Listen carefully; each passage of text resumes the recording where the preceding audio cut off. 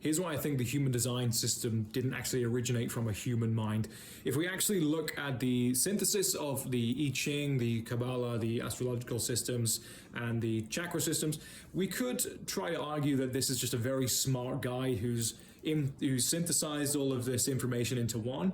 But really, the genius level of the system comes down to specifically the ordering of the I Ching hexagrams and how seemingly unrelated I Ching hexagrams, when activated by a planet in the astrological system, can create a channel in the chart, which is a characteristic which is greater than the sum of its parts.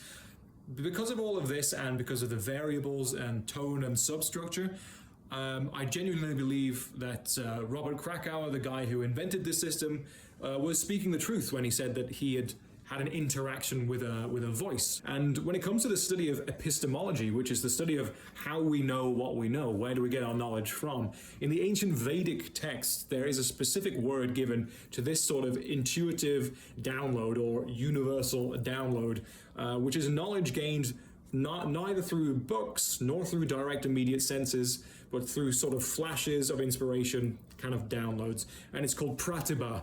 Now, the Vedic text already had pratibha down as a verifiable way of attaining knowledge. This is some yogis would go into states and be able to know about different systems.